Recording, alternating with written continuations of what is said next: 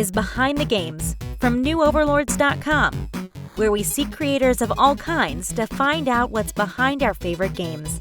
With your hosts, Jeff and Seema.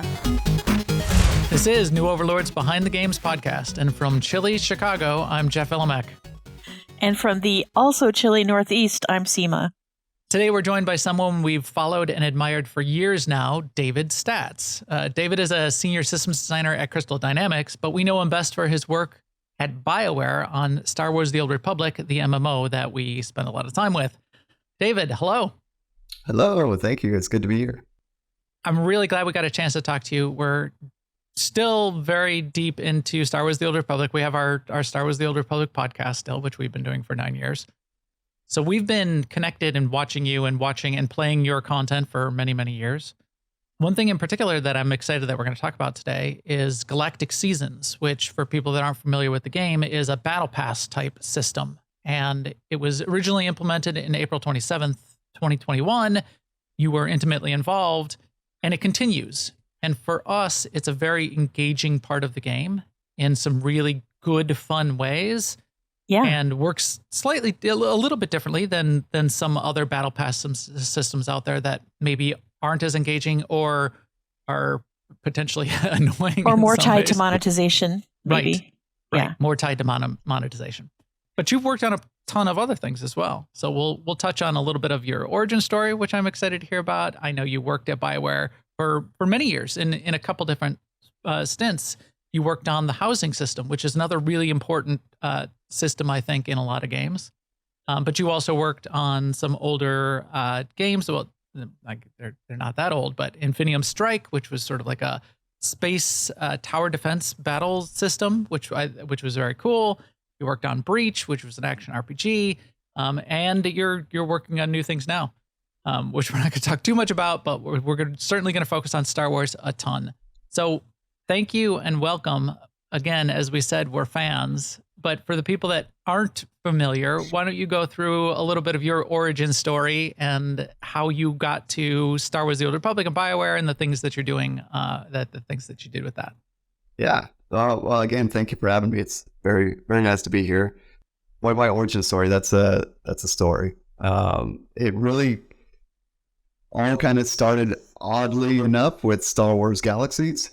When that game came out was about the time that I was graduating high school, and so my school years had kind of tapered off, and an MMO came into my life at probably the best, worst time it possibly could. Yes. And it just kind of consumed everything about me. And so I was playing that game, and then at one point, I'd kind of be like, all right, well, I need to do something, go to college. And so I'd actually gone to high school, and throughout all of high school, I'd focused on music as kind of my main passion. And so I initially went to college for music performance and was still playing Star Wars Galaxies, had taken up a full-time job at that point. And so it's kind of juggling all those things. And at some point, there was just a shift where I was like, I think music is a lot of fun, but I don't know if it's something more than just a hobby and more than just a passion. I don't think it's something that I want to try and do every day forever. And I mean, as music soon as it became like a job, it was not yes, fun anymore. music as a job is completely different than Yeah. than just playing music. Yes. I actually have the same story. I went to college for music as well and had that same sort of awakening about what it means to actually be a professional musician. Yeah, it's a completely different realm. So I kind of tapered off that, and I just kind of focused on my day job, which is being a projectionist, which is as fun as it sounds like it would be. You're kind of in a dark attic all day with machines, and you get to build film, and you get to watch all of them because you have to watch it late at night to make sure there's no problems with the way that you built it, maintain all the projectors. So it was a fun job. I actually did that for a long time. But did you have to do that thing where you actually change the reels at the right moment and all that? Or So the way that we had them, we had the big reels. They were called 5K reels, which is basically a whole 5,000 feet of film. But we would build that half the movie on one and build half the movie on the other. But then we actually had a platter system that was connected with our projector. So we would load the entirety of the movie onto that big platter, and it would just basically sit there. So we didn't have to ever change reels, but yeah, it was a little bit more. Gotcha. a little bit more automated than that. We just had one big film. So throughout Star Wars Galaxies, this is where things kind of shifted. I'd met a person on Star Wars Galaxies and became friends with them and joined their guild, and we became really good friends. And we continued to play multiple MMOs together. And EverQuest 2 came out. So we're like, well, let's go hop on EverQuest 2, see what's going on there. And we both moved over to EverQuest 2 and joined another guild, like you do. And there was the guild leader there. He and I began just kind of chatting, getting to know each other. And eventually he and I became really good friends. Years later, he and I started to go from game to game. And I came to find out that he was starting up his own independent game studio. So, we just kept talking, and we'd always talk design, and he knew I had a passion in it. And so he said, hey, why don't you come join my studio? It's not going to be a paid thing. It's kind of a sweat equity model. So we can't pay you now, but there's potential in the future. And I said, you know what? Sure, which is dangerous, but if it's somebody you trust, and right. I mean, just as a note to those out there that are right. It's a warning. Game careers, be very wary of those situations, but they can work out, and many of them do. So they can't. This one did not. Spoilers. Well, there we go. But I joined them, and then I ended up working on. Right out the gate, we started working on an MMO called Infernal World. And it was about 2008, and the economy crashed, so everything with that project kind of went to the wayside. But right around that same time, we had started to build that game out on Hero Engine. And so that kind of shifted, but because we had then picked up Hero Engine, and we saw some of the cool features of it, being able to build worlds in real time with each other and see changes. I actually spent some time on Hero Engine. I worked for Semitronics for a while. Oh, wow. So that's so funny. Yeah, I talked with them. We eventually moved into a brand new project on Hero Engine, which was called Visions of Zosmos. And I worked on that for 3-4 years. And then I graduated college.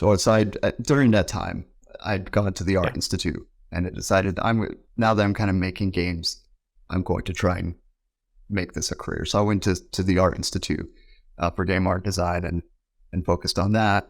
Still working a full-time job, still doing this side project. This is a very busy time in my life. Graduated, and then that company just ended up panning out for me. And at that same time, 2K Games had come to Las Vegas, which is where I was at the time.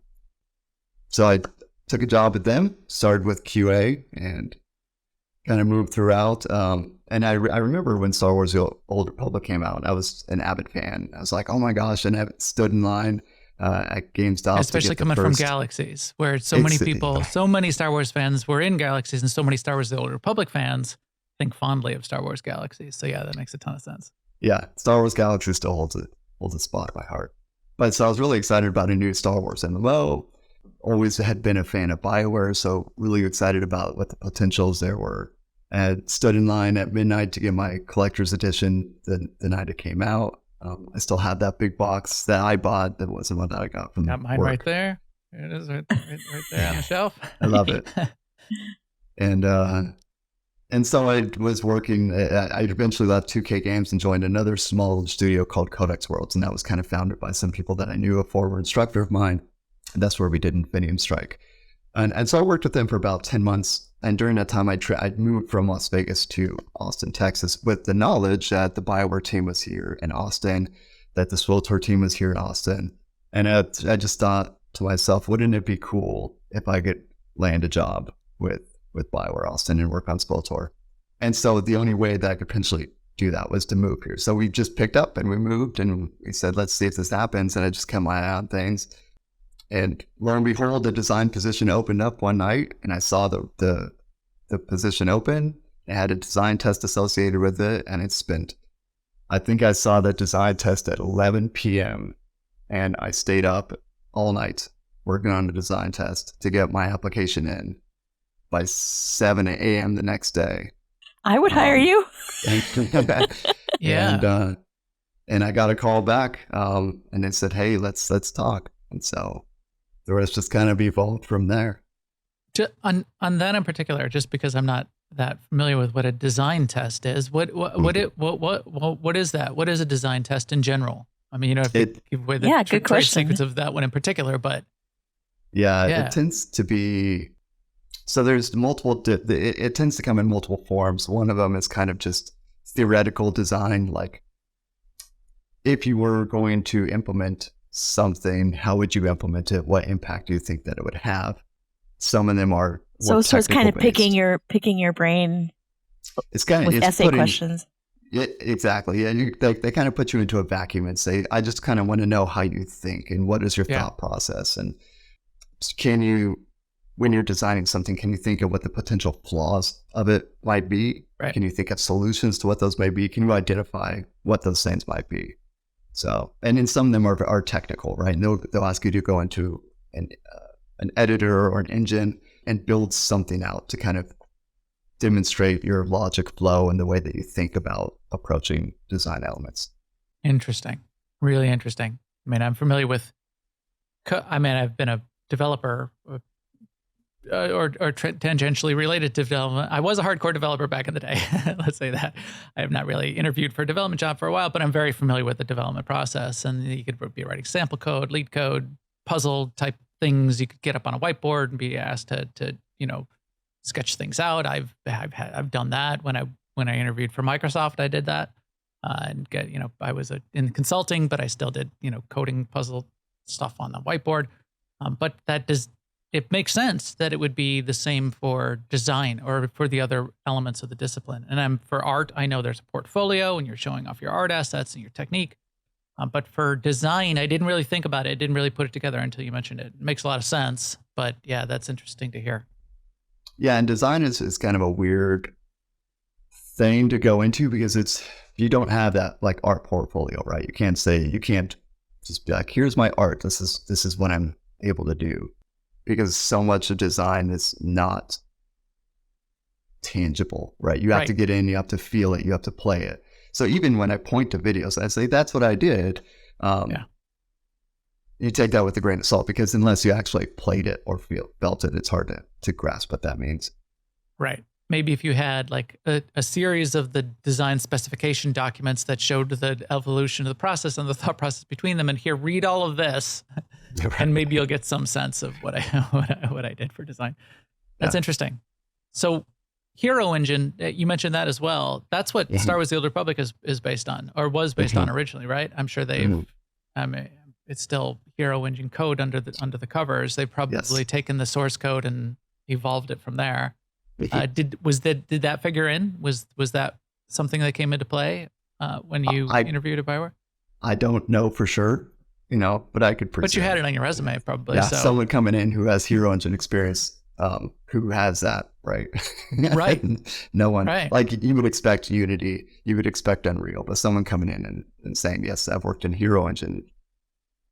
Why? Who's and now worked that I on hear that SEMA has, I'm surprised Bioware hasn't snapped you up yet, SEMA. the knowledge, the skills. Okay, so then you got into Bioware.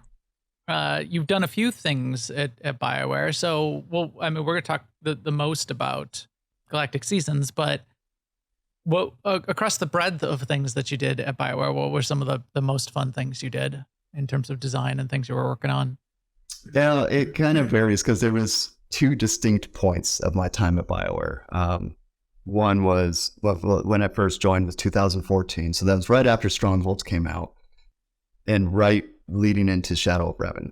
So I was there throughout that time up until Coffee launched. And so that during that time, I came on as an MTX designer, and so that was a lot of the cartel market. I did content design for that. So trying to decide what kind of content do we want to put into our packs. So the Explorer pack and the Shadow pack was a lot of work that I had done with the team and trying to figure out what kind of content do we want to put into these packs. But on the other side of that, there was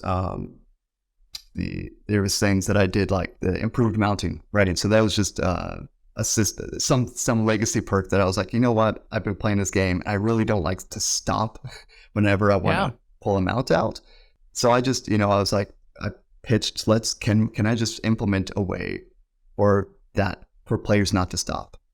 I just want to be able to run, push a button, keep going. And they gave me the green light and said, yes, let's get that going. So that was one of my proud. It was something small, but the quality of life on it was so big. Yeah, that was huge for us, and we really got schooled on it too, because when we first heard about it coming out, we're like going, yeah, that'll be cool. I mean, that's kind of, and then when we started playing with it, we're like, oh my god, this is the most awesome thing ever, and every game should have it. Yes, yeah, and every other MMO is now worse because they don't have it in that way. I go to these other games and I'll be like, what? I need to stop in place and get on my stupid horse. Oh, this is the worst ever. It's like, so, you say it's such a small thing, but it's amazing from a design perspective. You pick up those things, and coming at it from a player perspective, I think is really the one of the best ways to do any kind of product development. But yeah, small but huge. Yeah, okay. That one I'm still proud of.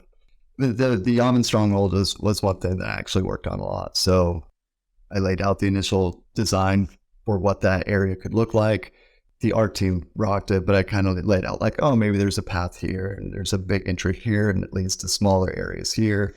And then I laid that out and worked with them. And then all of the hook placement for that entire stronghold was stuff that I did, and the map generation and stuff like that. That's my favorite stronghold. I didn't know that you had designed that one. Yeah, that was the combination of outdoors and indoors, the very sort of Star Warsy feel of the ruins, the cave in the back. I mean, there's like little secrets, and then they started doing more of those in the strongholds going forward, but they kind of hadn't up until that point. But the little secrets of here's a waterfall, and there's a cave behind the waterfall, and then there's a whole bunch of hooks and stuff, but back there in the cave. Okay. So let's get into the meat of what we're here to talk about.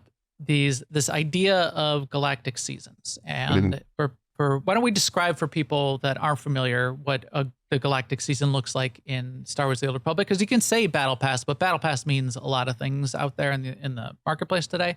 Sort of the way it works in Star Wars: The Old Republic, and then we'll get into why it works that way versus it being something you buy into the Battle Pass and whatever kind of requirements are to go along and that kind of thing.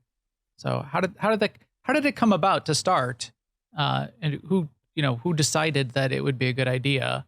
And then what was the debate for the design principles to get it kicked off? So it really just kind of started as a desire for us to have some sort of system that encouraged engagement.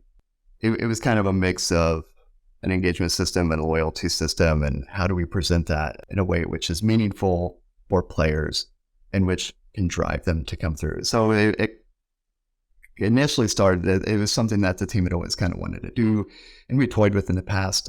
If you think back to Kotet, we had the subscriber loyalty milestones, right? So if you were subscribed at this point, you would get HK. If you were still subscribed at this point, you would get some sort of decoration. Yeah, okay.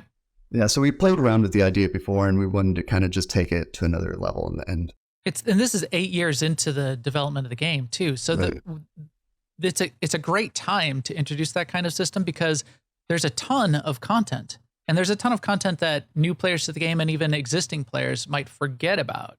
So providing a system that engages players and all of that interesting stuff that was still in the game over 8 years, I think was a valuable aspect to that as well. Yeah, and when we look at how you interact with the system, that was a big part of it was trying to figure out what the best entry point was to interacting with the system and earning these rewards that we were going to set up. So it really came down, and it was raised up of, hey, who wants to take this stab at this? And it was something that even in 2014, when I worked at Bioware, it was something that I kind of wanted to do and wrote up a few things about. And so I raised my hand and said, yes, let me take a stab at this. And it kind of started as a two-part thing. So you can even see back in the forum posts that I'd made, I kind of alluded to this fact that there was login rewards, but there was also an additional secondary thing to that was going to be coming, which is a little bit different.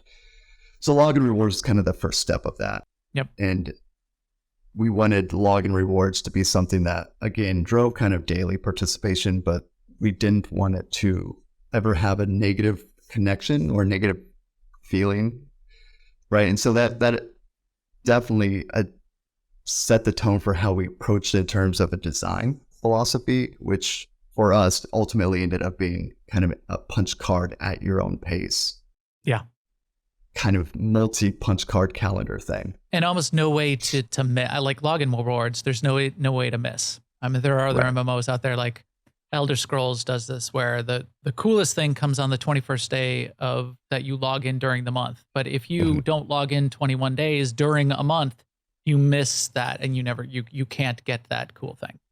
Now, the Star Wars one, you just go at your own pace. Every time you do log in, there's something there. You get some little thing. It's not huge things, but it builds up over time. And there's the things out of the crates, little bonuses that we end up finding very valuable in the future. So it was nice. It was nice to not feel like you're being rewarded, but you're not being penalized for not playing every day, which we don't like in games that we play. Right. Yeah. And because it is kind of a daily login thing, there's a potential for it to feel bad if you miss a day. And we didn't want that, right? Because then you have a negative connection with logging into the game, and that's not a good thing. So whatever we could do, just remove any amount of negativity or negative connections to that system is what we strive to do, to allow people the time if they need to, if they miss it, it's not a big deal. There's still a calendar. You can still work through it. You can still earn it the way that you want. If you want to log in every day, you perfectly can. If you miss a day or two, it's not a big deal. It's just at your own pace. And so that kind of set up a lot of the framework for what we were going into with Galactic Seasons. And there were very specific differences in the rewards too, right? Because login rewards was I just logged in. I didn't really do much, right? So we didn't want the rewards to be overly unique. We wanted it to be something that was beneficial, but not super beneficial, because if you make it too beneficial, then you feel bad for not logging in again. So, So it was a balancing act of trying to figure out what over a longer amount of time, what are these consumable things that a player can use that has some sort of benefit to them over an extended amount of time. And those are the things that we kind of came up with. And then there were things like the prototype Cratomatic, which we decided to throw in, and we're like, you know what, it would just be fun if there was one surprise gift that was exclusive just to login rewards. As a rare drop, it's not quite as rare as the actual Cratomatic, but it is still a rare drop, and that's just something fun to add into this recurring system. So that was login rewards, and then once we finished that, then we moved into Galactic Seasons, and so that a lot of what Galactic Seasons was, we wanted the same. It tied into login rewards because it was once again wanting to drive engagement from players, but also we were trying to navigate different types of players, right? So promoting the idea of getting together and doing things together, but also allowing players to go out and do things on their own. But so a lot of the bones that the part with season 1 that I don't think we hit, which we addressed with season 2, was how you interact with the system on a day-to-day basis, which was the daily priority objectives is what I called them at that point. But I think the bones were there, right? So the reward track didn't change from season 1 to season 2. The way that you could potentially catch up in the system, the way that you could use cartel coins or your credits to interact with it, all of that, we'd set a lot of our kind of design philosophies right off the bat with that. And that was important to us to have multiple venues of interaction, because again, we knew that it was going to be a longer system for each season. We knew how long each one was probably going to be, and we knew that that's a kind of a marathon of time. Right. And we wanted players to be able to, again, feel like they could take some time off and still come back and have that be meaningful. Right. And not feel bad and not feel like they're missing out if they don't log in every day or do every objective, which I did anyway. So we had an ongoing thing between Jeff and I on the best way to do Galactic Seasons on the approach, and both of them worked out. So For people that aren't familiar with that, there was a series of objectives that would get you progress on the track. So the track was 100 levels, say. And I think it was. It's always been 100 levels, right? Yeah, even in the first. So there's 100 levels, and achieving each level got you some sort of reward. And ultimately, the way the Galactic Season, the Battle Pass has worked out, these are much bigger rewards. As the system evolves, you're getting things that cost a lot of money in the cartel market. So it's cosmetics. It's not pay to win, anything like that. But you're getting a companion, and you're getting mounts and pets, and some of the best stuff in the game is coming out of those treks these days. So you are highly incented to want to do it. It's cool stuff. It's nothing that you're going to, that you won't get, or you're missing out, or your character's going to be broken, or your gameplay experience is going to be broken if you miss. But you've got 100 tracks, 100 levels to go through. So it's a journey. And then to progress, you need to be checking off objectives.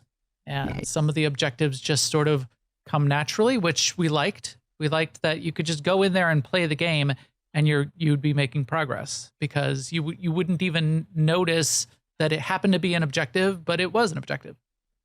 And then others objectives, and I think this is where it gets interesting from a design perspective, is levers that you can pull, as you described, for group content and different parts of the game that maybe are either underutilized or would benefit from having more players focus on it, like PvP and GSF and people queuing up for dungeons. So did you have that in mind when you started laying this out, of being able to even statistically, analytically look at what in the game that, would benefit from players focusing on it, or maybe there would be a detriment to, and we ran into this situation, a detriment to too many people focused on it that shouldn't be, like too many people queuing up for ranked PvP that really aren't prepared, and then they're going to have a bad time, and the other players are going to have a bad time. So how did that work out in designing those objectives and that reason for people to want to do different things, and what you presented to them? Yeah, and so a lot of that plays into how we approached Season 1 objectives, because we wanted to entice players to potentially try something new. So and it's good to look at this in contrast to Conquest as well, because we had the Conquest system that was doing well in and of itself. It still to this day does well. Yep. But Conquest is literally the go do anything, and we intentionally made it that way. And we even added more objectives later in to fill in some of the holes of just go do anything. But Galactic Seasons wasn't quite go do anything. It was a little bit more focused, a little bit more like, come try these other pieces of content, which could use a little bit more participation, other pieces of content which might encourage you to group up with others and potentially make friends and to make a better connection to the game as a whole, or just to get some traction in areas that maybe you haven't been to in a while. Because once you get into the same thing, you get to know it, you get bored with that. So stepping off of the beaten path is sometimes really enlightening, because you find parts of the game that you didn't know before.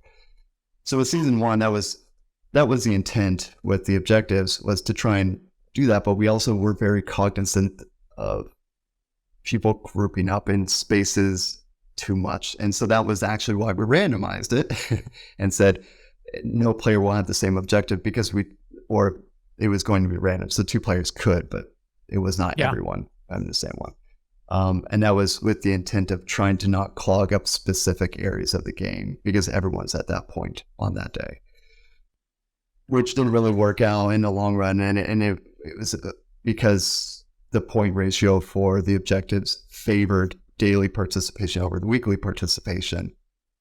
And with the randomness of the dailies, it was incredibly hard to get together with friends and figure out what is something that we can do. Well, I have to go to Balmora today, but I have to go to Alderaan, and so now we're going to split up, and so we could still be chatting, but we're not actually playing together.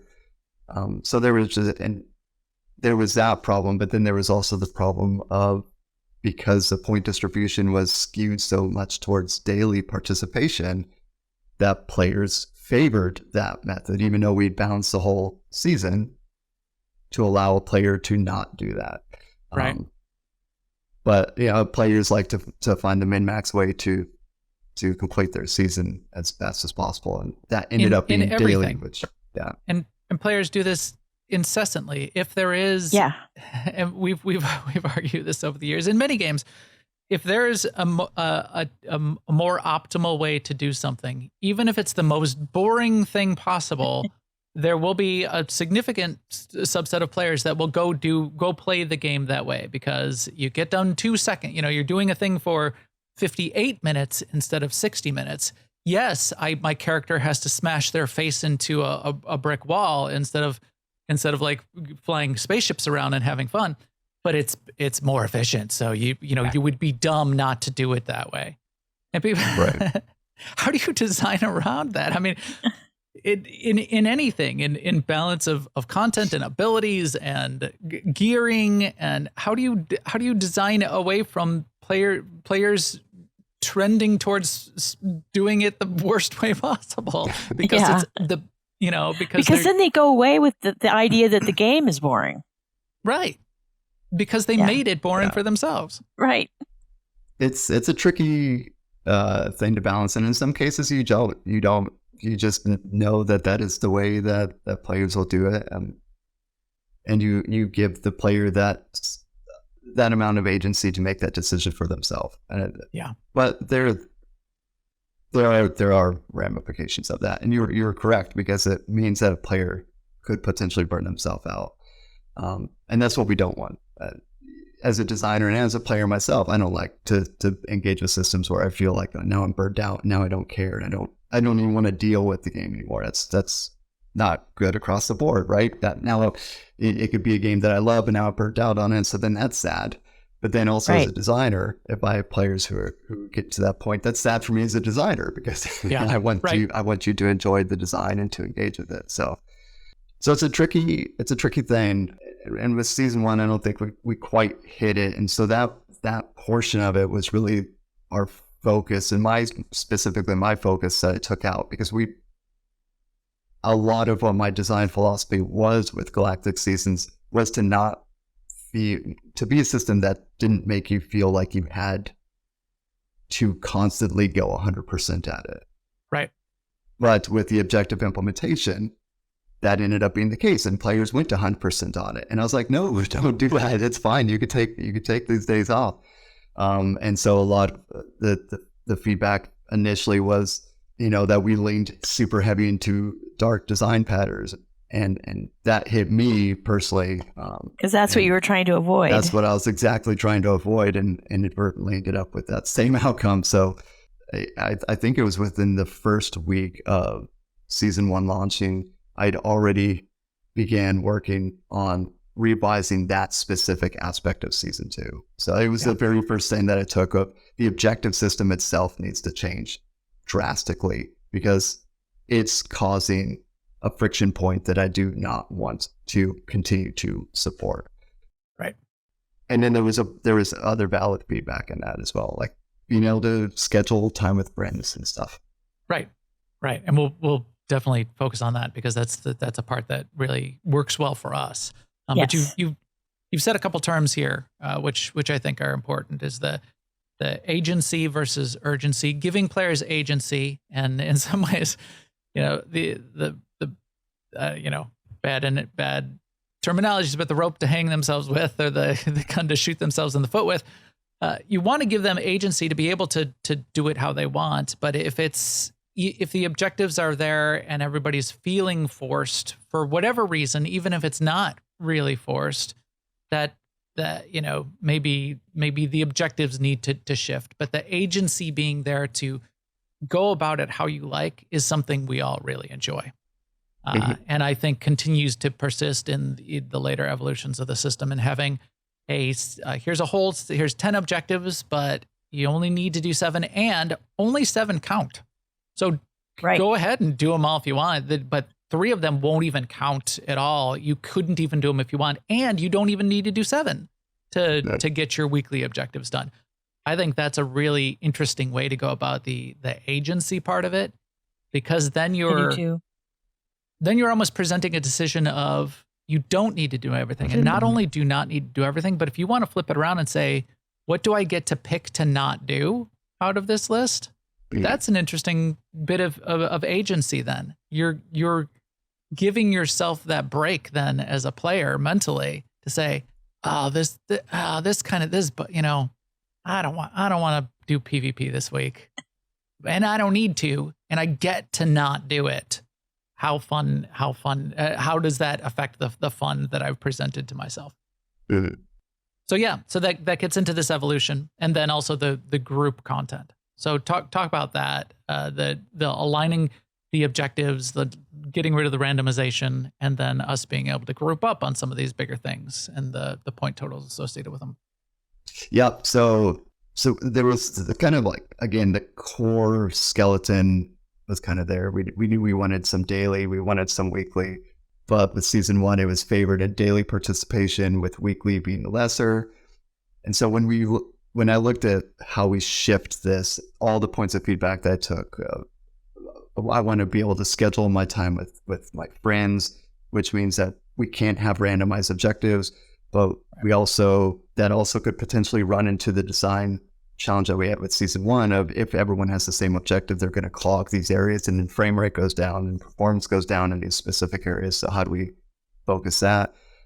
And kind of just as I worked through those problems, I realized the best solution was, let's just make all of this a weekly. And that kind of ties into the log rewards as well. Here's your objectives for the week, and we'll give them to you at the beginning of the week, and you just have all week to do them at your own pace.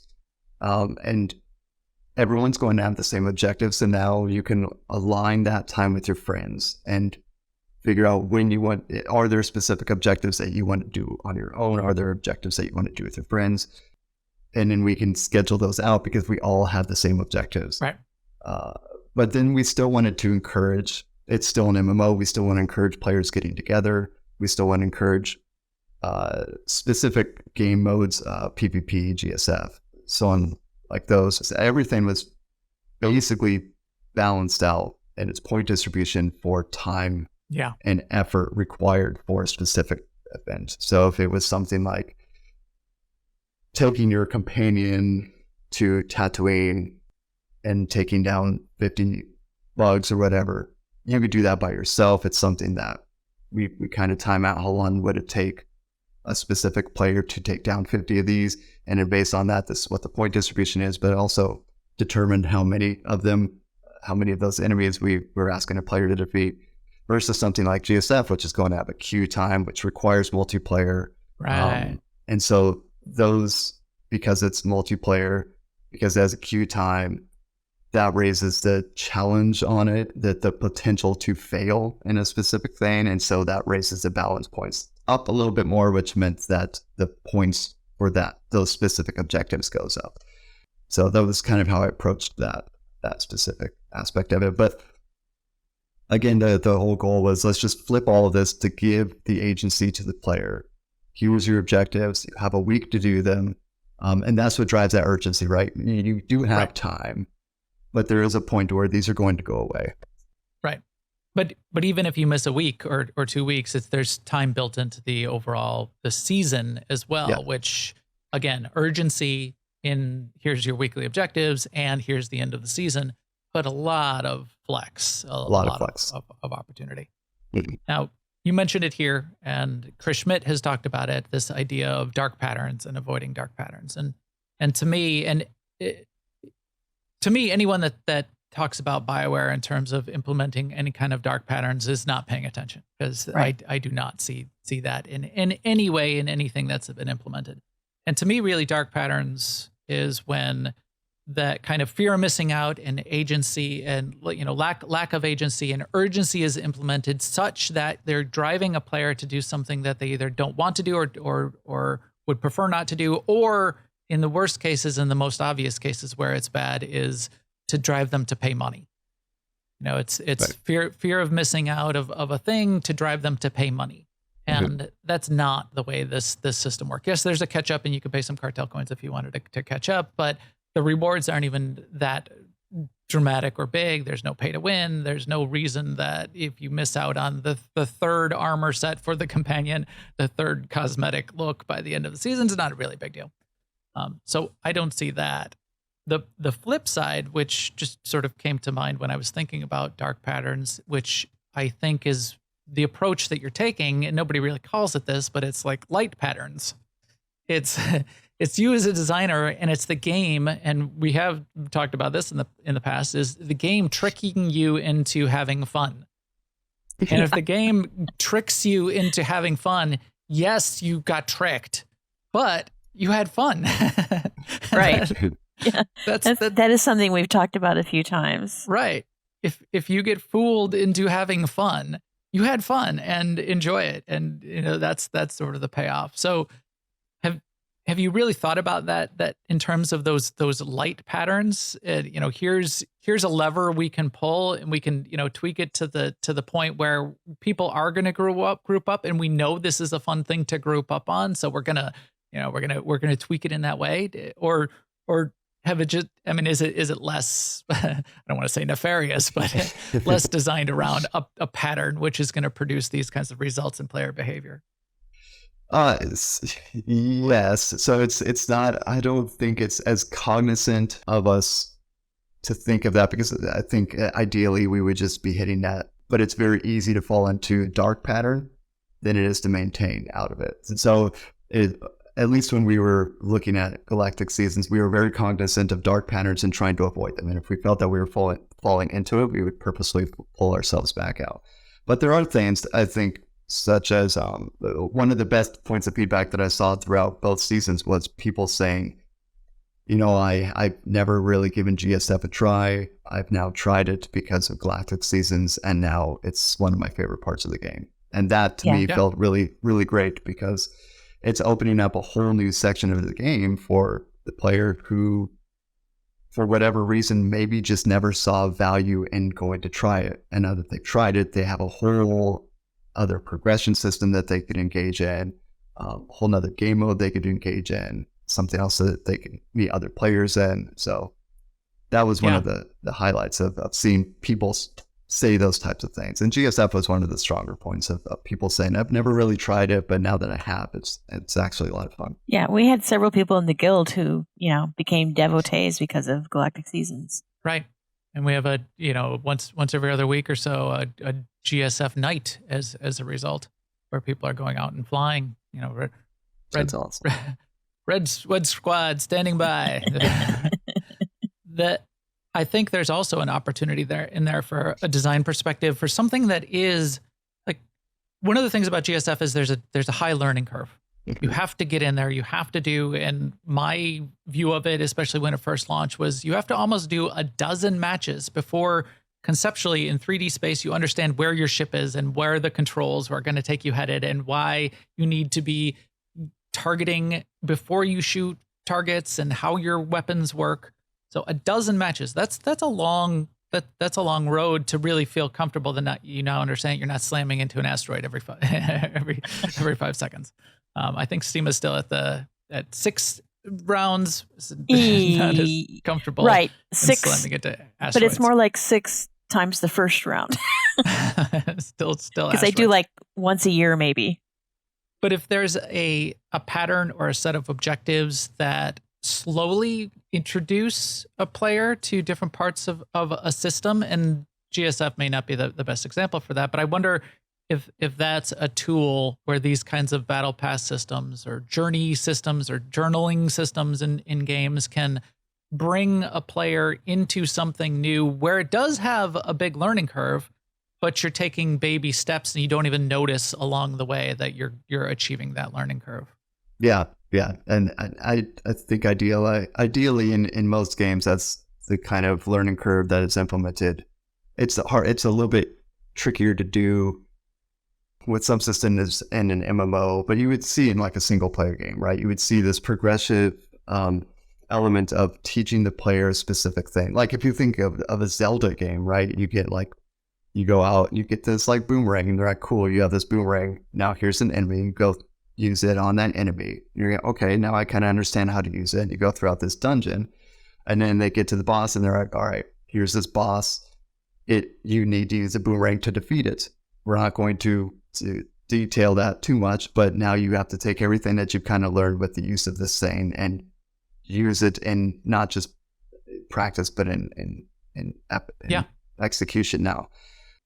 And so I think that is something that we should always strive to do as designers, because there are things like GSF, which does have a high learning curve, and trying to figure out what is the best way to potentially ease a player into that. Because it is very easy to get into GSF and be overwhelmed and smash into asteroids all day long, because the controls you have to understand the controls, and once you get the controls, you have to understand how to fire and the power management system that's within that. It's a lot to understand all at once. So yeah, that's interesting. I wonder if over the course of a season, objectives could be designed and layered to, maybe pick one thing, say it was GSF, and the early objectives would be, hey, just get in there, just get in there and try it out. And then like the mid-season objectives would be more like, okay, now you need to, it's the targeting objective.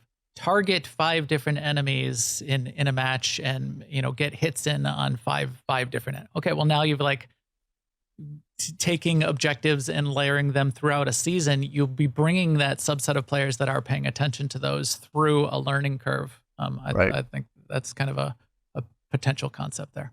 Yeah, and I think you're right. I think there is some potential there. There was a little bit, very light amount of that notion with season 2, in the way that if you look at week 1 of season 2, there were things that were group based that I intentionally focused as an earlier part of the game. So I believe SDO and the first, right? So the world's most entertaining world boss is SDO.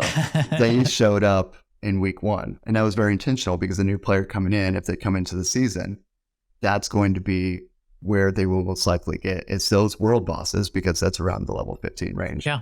So, but then there was saying the other world bosses that I put later in the season, because I expected some sort of progression. And so there was a little bit of that we did sprinkle in, but I think that there is always room for assessing that, analyzing that, looking at where those can be improved, tweaked. Yeah. All those. Yeah. Now, the focus on group content, aligning of objectives in the Galactic Season 2 and beyond, that was very important to us. So this is us running a gaming community. We play with a bunch of our friends. We run an open night on Tuesday nights where anybody can come, and we're often, so 2 ways that it's very useful. We're often using Galactic Season objectives as something to do, which is fun, because then everyone's sort of getting rewarded no matter what level you're at, because you're going to get progress in the objective. It's not like we have to go off and do a thing and there's, I got a couple credits dropping off of some world boss, but there's no gear here for me. This is not interesting. So it's good for that. And 2, because the objectives are aligned, we can go and do things, especially for the casual players. We can go and do things and design this event on Tuesday night around things that they wouldn't be able to do otherwise. It's also, we found, and this is probably by design, it does spread out during the week, but because there's a few of those group objectives that the whole server is doing throughout the week, like go kill, you get 3, here's 3 world bosses. It doesn't have to be just one, but here's 3 world bosses, kill any one of these 3. And as players are out in the world, that having some draw to an area of the game, a particular planet, a particular encounter, I think is good. And I know you talked about performance and not wanting to overwhelm the game, but so how did that balance kind of work out for you around these group objectives? I was wondering that too. Yeah. Did you think you achieved that? So the change in why I think it worked better for season 2 was because it became, because you had the whole week to do it, right? So here's this objective. Everyone now has this objective. You would understand that a lot of people would probably get that objective and complete said objective on that day, right? They kind of want to get it done. But there's a lot of players who are going to trail off throughout the rest of the week. And so there's always going to be a flow of people coming to those specific locations for that, versus season 1, which is kind of like get in there on this day and do that thing. So I think that's where the bounce point came, was because we switched everything to a weekly. You now have a week to take care of this. And so it's going to naturally spread out the population to that thing over a week as opposed to a specific day. And those worked, I think, better than they would have been season 1 because we implemented the shared tagging on enemies as well. And so we knew that it was going to be, we knew that we were going to reduce the timer for the world bosses. We knew that we were going to have more players coming together and more easily join up and be able to defeat these world bosses. And so we knew there was going to be a better kind of revolving door of players coming and going to those specific locations at all points of the day. And so all of those things kind of together, I think, helped make those all work. That's interesting that you bring that up, and the way the interplay of some of those game features probably became more interesting or were even implemented at all because of the Battle Pass system, because of Galactic Season. For people that is interesting, yeah. Yeah, for people that aren't familiar, multi-tagging is the way some games work. Is you have to be in a group, and your group gets control of whatever boss, that open world creature you're fighting, because they're the first ones to hit it. So it's sort of like tagged to you, so somebody else can't come and like steal your kill. In an open tagging type system, anybody who comes along, even if they're not in your group, can shoot that mob and be part of the event. There's even further ways to do that, which Star Wars: The Old Republic doesn't do, which is you automatically get added to a group if you're in an area. You know, those kinds of event systems. Doing that plus the rapid respawn of the world bosses, that I think they used to be, some of them were like 15, 20 minutes or even longer. The rapid respawn where its corpse is still laying there, but it respawns even while the corpse is there. We don't mind that. In fact, we tried to see how many corpses we can pile up sometimes.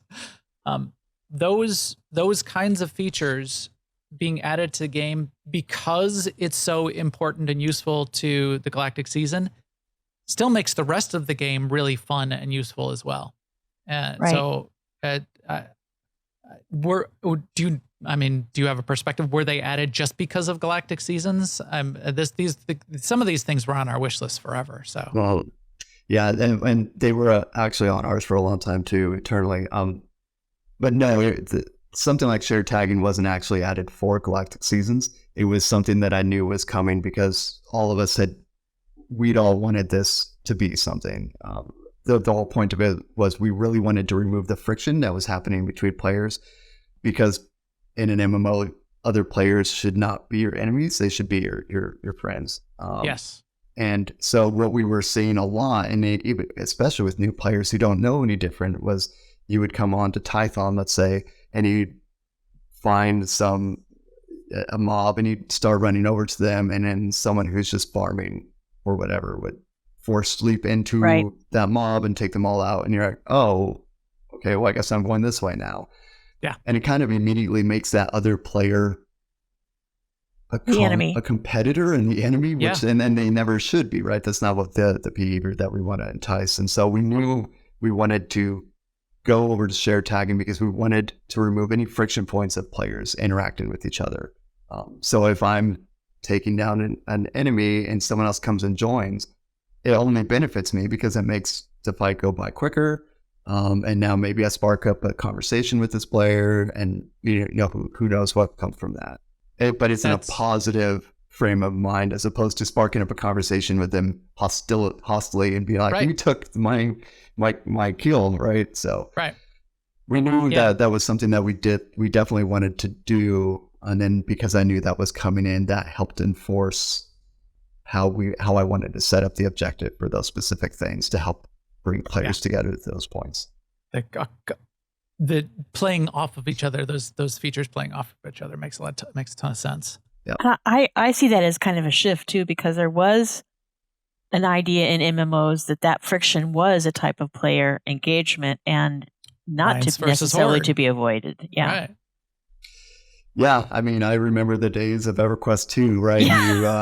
Yeah. You wait around for that lion in the common lands to spawn for your heritage quest, and it's 4 hours spawn, and then spawns and someone else hits him before you do, and you're like, I want to smash everything. It feels bad. It feels bad, and you're mad at that person. We did an interview a few weeks ago with a small indie studio that's making more of a small server survival game. But one of their design principles, much the way you describe, is they're very purposefully having no PvP at all. And in a survival game, that's rare. You think of all the, Rust and, everything's sort of like built around PvP because it's free content. It's player versus player does create content. But just as you said, that design principle of anytime you see a person out in the world in this multiplayer environment, what if every time you saw a person, it could only be positive? It's either neutral, you just see someone there, or an opportunity for something good to happen. Yeah. What if that's the world that you were living in? Wow, right. How nice might that be for a change, rather than even there's a node on the ground, I need to pick this stupid flower, and now I got to like run over there ahead of I still play MMOs where I'll just disengage. Like, okay, I see another person. You're gonna run. Yeah, I do that. Yeah, go ahead, run in front of me because I know you're gonna do it because the game kind of encourages you to do that in a bad way, and it's not your fault because you need it just as much as I do. And yeah, so I like that design. Yeah, and it's again, there is some context where it could potentially be advantageous to create that type of friction between players, but. At least for our part on SWTOR, we didn't feel that was adding anything of value. We just thought it felt more detrimental to the overall health of the community than positive. So, okay, and one last pivot as we're wrapping up our time here. If we look outside of your work and outside of what you need to do for your day job, what kind of so a couple things. First of all, what's the awesome stuff on your walls behind you? And then we'll get to what are the games that you're playing lately? What inspires you on games? Yeah, so let's see. This is it's Breach. That was one of the games I worked on at QC Games, or I guess not one of them, was the game that I worked on at QC Games, and that was a piece of concept art, one of our earliest. We call them North Stars. It's kind of one of the first initial concepts that we rally behind as kind of a vision for what the game could be. So that was kind of our North Star concept art. And we'd gotten posters made of them. And when the game launched, I went around the studio and had everyone sign my posters. Like, keep that's it. Cool. That's awesome. And then there's Shadow Revan over there. Yeah. Which was the same thing. I just got a poster and went around to multiple different people and got their signatures on that. That I was less successful, and then QC Games poster. It has substantially less number of signatures than it does, but still some good signatures on there. It was mostly the team that I was working on, so the combat team and systems team. And it just random stuff. I always have this Grogu. And usually, I put him back here for today, but he usually, even at Bioware, would sit right here on my desk. And I kind of unofficially called him my checker of everything Star Wars to make sure I'm doing Star Wars justice. Grogu doing QA, all right. And inspiration, over the overseer on the development team. Makes sense. I like that. And then to the stuff you play, because I know you do some fun stuff with the fam. What games do you like outside of work? It's varied. I like all types of games. I like serious games. I like fun games. I like RPGs. I like action games. So some of the ones I've been playing, there's a lot of mobile games too that I play. Right. So right now, Marvel Snap has got my attention. It's been a fun game, mostly just because it's so systemic, right? And just there was no amount of emergent gameplay lacking. Everything just shifts and changes so rapidly from one game to another, just based off of systems that are existing within the game. And to me, that's really interesting. In really fascinating ways. Yeah, that game is very fascinating from a design perspective in what you're trying to achieve in a match, even at of what you can sacrifice in terms of winning and losing. And the winning and losing of the match is almost secondary to the point of what you're doing and achieving during the match, which is interesting. Yeah. And all sorts of variables change everything from game to game. So no two games are really ever the same. But I mean, there's smaller, I love indie games still. Annapurna Interactive is actually one of my favorite kind of indie developers. So I've played a plethora of their games. Outer Wild, It Takes Two. Yeah. Ghost. There was one called Ghost of a Tale, which was super fun game. It's kind of about it's a fantasy setting, but it takes place kind of Redwall-ish. So it's got animals as the characters. So you play as a mouse, but you can get armor, and the bad guys. It's all in a castle, so it's all fantasy. The bad guys are rats, and so that was a really, really fun game. And then the We Were Here series has been a lot of fun, just because of the level of puzzles that they do. Yeah, I love that game. But then do you play that one with the family at all, or is that with?